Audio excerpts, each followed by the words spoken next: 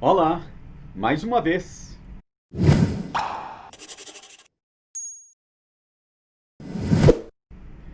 Professor Hernaldicas com você, um curso completo de interpretação de texto para a prova do Enem. Sou professor de língua portuguesa, sou professor de redação, já com muitos alunos, com notas 980, muitos alunos na redação, com nota 1000 na redação, mas hoje os alunos me pediram e eu estou disponibilizando para você um curso completo sobre interpretação de texto na prova do Enem. Já fizemos vários vídeos e este é um complemento sobre gêneros textuais. Mais uma vez, vamos falar sobre a crônica. Como a crônica é campeã na prova do Enem, vale a pena mirar um pouquinho mais sobre o papel da crônica. O que é a crônica mesmo? A crônica é um relato do cotidiano.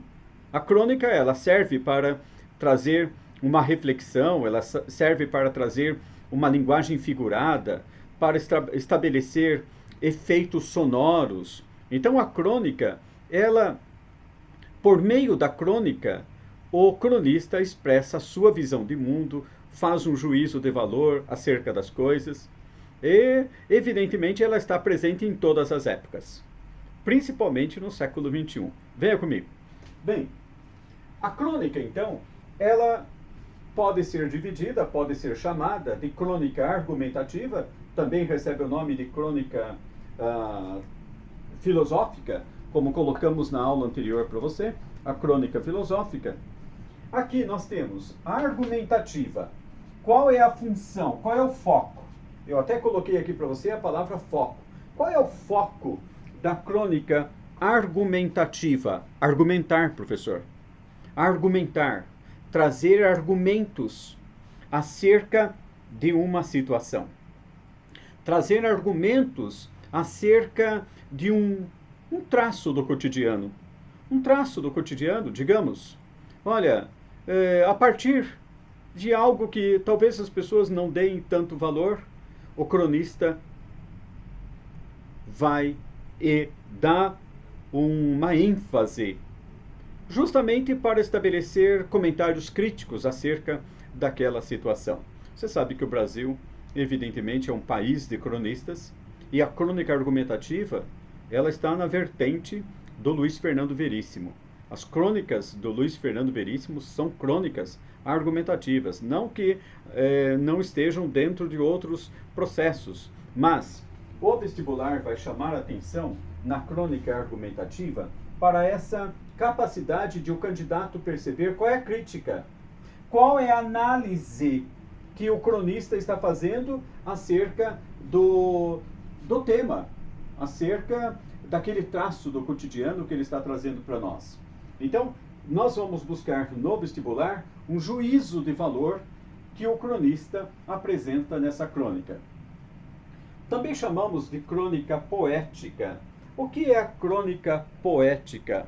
A crônica poética é aquela que o foco dela, né, ela se centra justamente nos elementos mais imagéticos. Então ela trabalha com figuras de linguagem como a sinestesia. Ela ressalta essa importância aqui da beleza, dos traços do cotidiano. É como se fosse, evidentemente, um uso do sentido figurado, a valorização do sentido figurado, do sentido metafórico, dos recursos de figuras de linguagem como comparação, sinestesia, antítese. Então, a poética, o nome já está a falar, não é? Ela traz um pouquinho daquilo que nós chamamos na aula anterior de lirismo, de sentimento. Então, por isso que nós também... Professor, existem os cronistas, eles fazem crônicas só argumentativa, só poética? Não. O Drummond, por exemplo, na crônica argumentativa você encontra também poesia. Na crônica argumentativa você encontra no Drummond traços da poética. É só para você perceber por quê? Porque isso ajuda a gabaritar o exercício. Bem, nós temos também a crônica humorística. A crônica humorística, que foi aquela crônica que fizemos no vídeo anterior do Dalton Trevisan. Qual é o negócio? Tudo bem? Você espera que esse negócio seja algo muito importante, não é? Quando você vai perceber, o negócio era um encontro de amantes. Tudo bem? Então a crônica humorística, ela vai pegar um retrato e vai explorar esse retrato por meio da ironia. Daí o nome humorística. A crônica histórica, ela já possui, como o nome já está a falar, ela possui um foco, a história. E quando ela mira a história, ela mira para ressaltar um aspecto que ninguém percebeu até agora. Então o cronista, ele está mirando a história para ressaltar um aspecto que passou despercebido por muitas pessoas. O Machado de Assis dizia assim, como um dos grandes cronistas que nós temos, o Machado de Assis dizia: olha, o cronista, ele aperta os olhos para as miudezas do cotidiano, as miudezas da rua. Sabe aquilo que ninguém vê, todo mundo passa e ninguém percebe? O cronista vai. E ele vai na história também, pega um traço da história que as pessoas estão a esquecer, e ele vem e ressalta. Com qual finalidade? Ou para fazer um efeito crítico, para estabelecer um efeito crítico acerca das coisas, um efeito informativo também, então ele quer formar o leitor dentro desse aspecto da informação, ou eu coloquei aqui, ou ironia, também ironia. O que acontece geralmente nos vestibulares, quando a crônica aparece, o vestibular querendo com que o aluno perceba todos esses elementos aqui no texto. Então, na crônica, no Drummond, no Luiz Fernando Veríssimo, no Rubem Braga, no Fernando Sabino, em todos os grandes cronistas, nunca existe essa fragmentação. Olha, não dá para você falar no vestibular, é uma crônica só argumentativa, esta é só poética, esta é só humorística, esta é só histórica. Não, mas a predominante. O que predominou? Justamente, aí você fala, como na crônica do Dalton Trevisan, predominou o humorismo, professor. Esse é o centro, no entanto que era a alternativa C, que falava a ironia. Não é? Ah, mas não tem nenhuma reflexão lá, não tem... Pode até ter, não é? Mas é isso. Bem, então agora nós vamos fazer um exercício, um outro exercício de crônica, uma crônica do Machado de Assis, para que nós possamos perceber que traços daqui essa crônica está levando. Novamente um exercício do Enem. Vamos com o professor, voltando lá a minha tela. Ótimo. É a crônica do Machado de Assis, na série Bons Dias, 14 de junho de 1889. Ó doce, ó longa, ó inexprimível melancolia dos jornais velhos! Conhece-se um homem diante de um deles. Pessoa que não sentir alguma coisa ao ler folhas de meio século, bem pode crer que não terá nunca uma das mais profundas sensações da vida. Igual, ou quase igual, à que dá à vista das ruínas de uma civilização. Não é saudades piegas, mas a recomposição do instinto, a revivência do passado. Machado de Assis. O vestibular aqui, ele está trabalhando com uma coisa interessante para nós, ele vem e coloca para nós justamente essa parte, o jornal impresso é parte integrante do que hoje se compreende por tecnologias da informação e da comunicação. Nesse texto, o jornal é reconhecido como. Então é importante você perceber que nós temos alguns elementos linguísticos que são importantes para que vocês estabeleçam o gabarito como, evidentemente, aquilo que esperamos de um candidato. Ele deve ficar atento não só à leitura, à historinha que está sendo contada, não é? Ó doce, conhece-se um homem diante de um deles. Aqui ele começa a contar as coisas e, evidentemente, bem, você percebe que nós temos aí as orações que vão sendo juntadas, que estão por meio de períodos simples, não é? Que vão estabelecendo a pessoa que não sentir. Aí depois ele termina. Não é a saudade piegas, mas a recomposição do instinto, a revivência do passado. Você percebe que nós temos aqui um elemento linguístico fundamental para que você comece a compreender um pouco mais o como ler na prova do Enem. Você vai ler a historinha, presta bem atenção aí. Você vai ler a história que o cronista está contando, mas vai ficar atento às palavras. E aqui nós temos um elemento linguístico que vale a pena você grifar aí, que é justamente o mas. Mas é uma conjunção adversativa, mas é uma conjunção adversativa e, evidentemente, que traz uma outra orientação argumentativa diferenciada. Então, diferenciada por quê? Porque até aqui ele está mexendo com você, com o passado, falando, olha, que não sentir alguma coisa quando ler um jornal de antigamente e tal. Mas ele diz, não, essa leitura de um jornal do ontem não é saudade piegas, sem valor, mas... Agora entra a argumentação do cronista. Então você precisa perceber que o cronista, ele está defendendo uma ideia aqui. Ele está trazendo um argumento.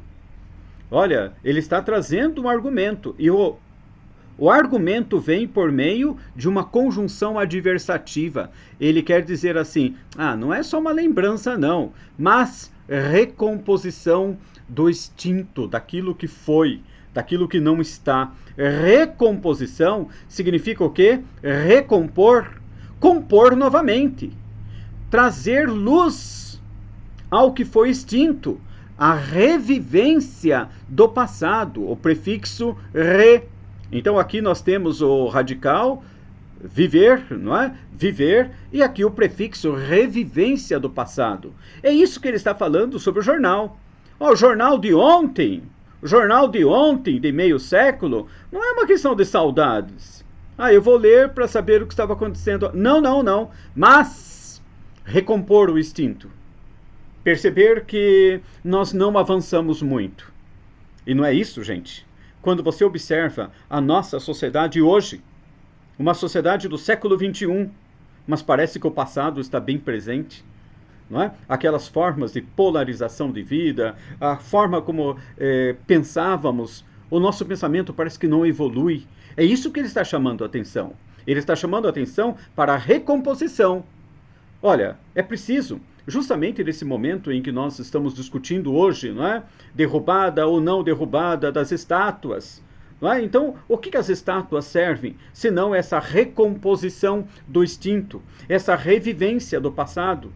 É por isso que desperta realmente movimento, derruba, não derruba e assim por diante. Por quê? Porque o passado não é simplesmente o passado para os olhos do cronista.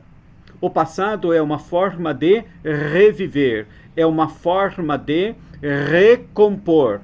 Feita essa leitura rápida e bem lida, você não tem muito tempo no Enem, os textos são curtos, por isso que você tem que ficar atento aos elementos linguísticos para poder justamente gabaritar. Nesse texto, o jornal é reconhecido como simples passatempo, simples entretenimento não pode ser, não é?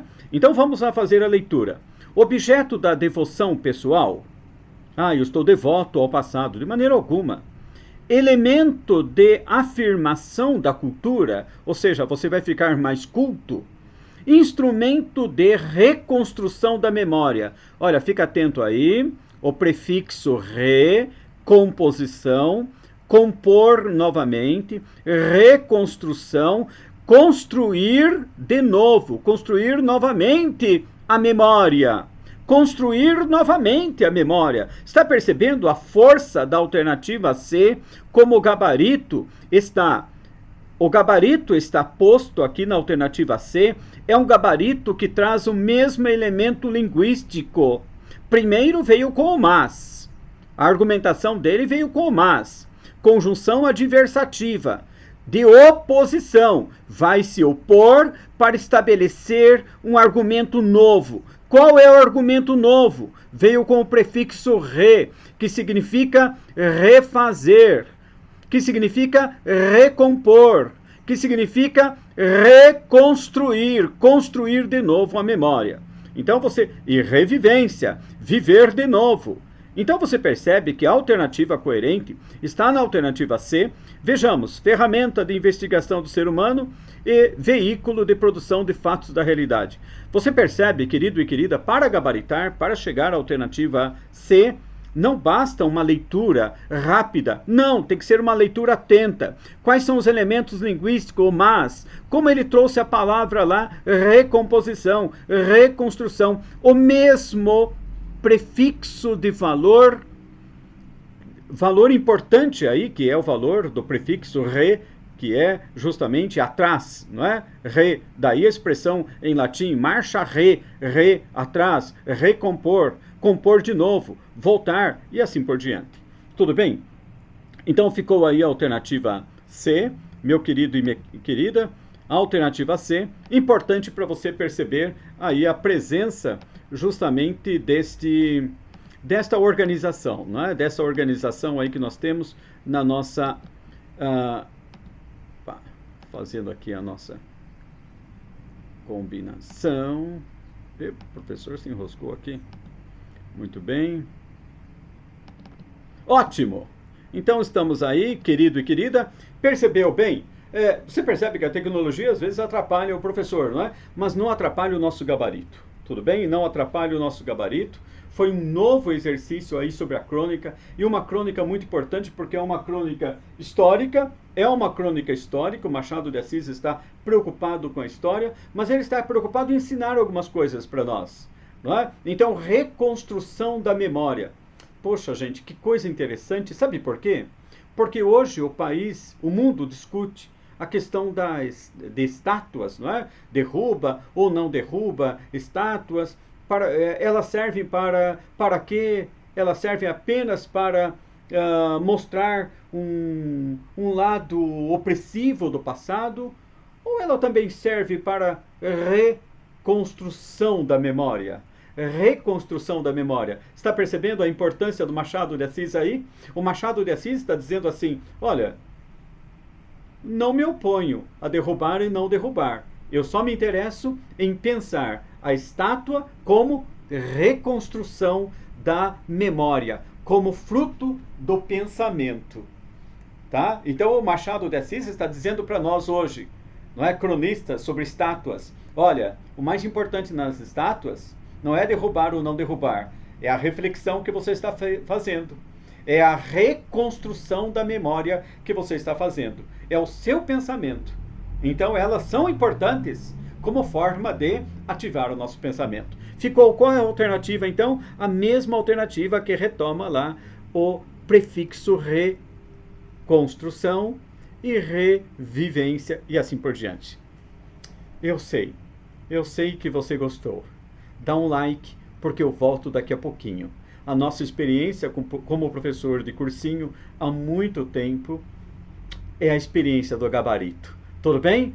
Dá um like, por favor. Volto daqui a pouco com um novo exercício sobre gênero textual. Um abraço.